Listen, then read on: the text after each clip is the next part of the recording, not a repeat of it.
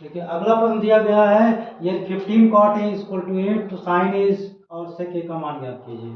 ठीक, तो 15 cot a बराबर 8 दिया गया है, तो इसलिए cot a बराबर आप क्या लिख सकते हैं, 8 बटे में 15। क्यों?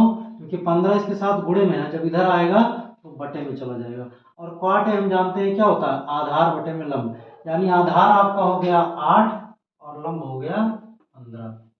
ठीक, कोणे की बात कर रहे थे तो कोणे यहाँ पर है आधार के साथ, और ये आपका 90 अंश हो गया। ठीक, तो कर्ण का वर्ग बराबर क्या हो जाएगा, लंब का वर्ग धन आधार का वर्ग। 15 का वर्ग हो गया 225 और आधार का वर्ग हो गया 64। तो जोड़ लीजिए, 5 4 9, 6 2 8, 289। ये आया आपका AC स्क्वायर। AC बराबर क्या हो जाएगा, अंडर रूट 289, और 289 का वर्गमूल क्या होता है 17, क्योंकि 17 गुणे 17 289। ठीक, तो इस तरीके से जो आपका कर्ण आया 17। तो अब चाहिए आपको क्या, साइन ए। साइन ए बराबर होता है लंब बटे में कर्ण। तो लंब आपका है 15 और कर्ण अभी आपने निकाला 17, तो 15 बटे में 17 हो गया। ठीक, उसके बाद है सेक ए निकालना है। तो सेक ए जो है वो कास का उल्टा यानी कर्ण बटे में आधार होता है। तो कर्ण आपने 17 निकाला है और आधार आपका 8 है।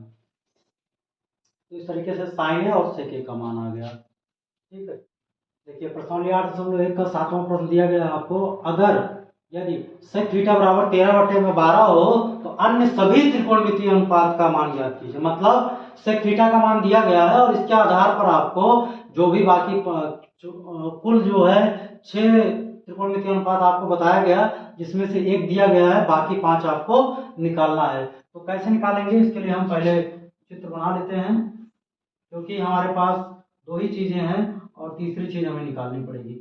ये हम मान लेते हैं थीटा है। ठीक, और ABC नाम रख दीजिए इसका। ठीक, थीटा हम इसलिए लिए क्योंकि यहाँ पे थीटा के रिस्पेक्ट में बात हो रही थी। अगर आप ABC यहाँ से लिख देते तो अब की बार कोई फर्क नहीं पड़ने वाला, क्योंकि थीटा यहाँ पर रहना चाहिए, बस इतने से मतलब है। ठीक, तो सेक थीटा, जरा ध्यान दीजिए, सेक कॉस का उल्टा होता है, यानी ये कर्ण बटे में आधार होता है। तो सेक थीटा बराबर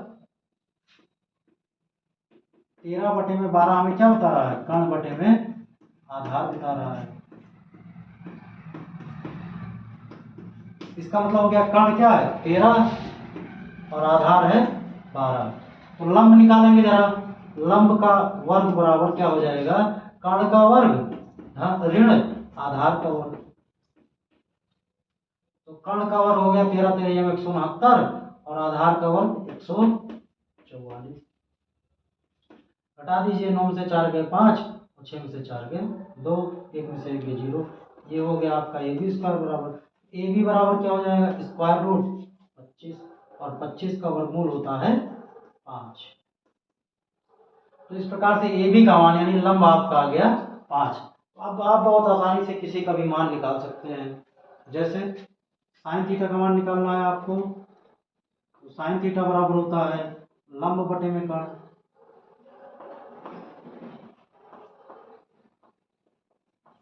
तो लंब कितना दिया गया है, 5 आया है आपका, और कर्ण हो गया 13। कॉस थीटा आधार बटे में कर्ण,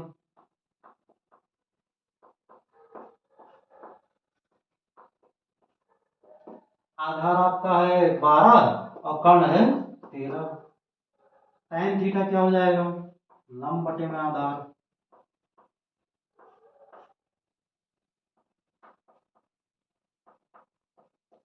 लंब है आपका 5 और आधार है 12।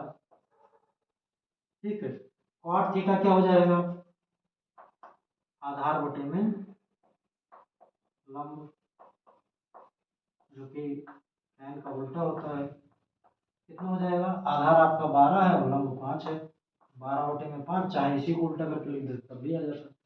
तो sine cos tan cot sec हो गया, कॉसेक बच रहा है, चलिए कॉसेक यहाँ हम लिख देते हैं।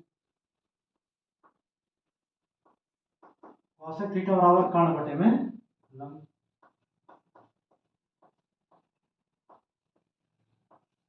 कॉसेक थीटा का मान आ गया 13 बटे में 5। ठीक है, तो यही आपका उत्तर हो गया साथ में।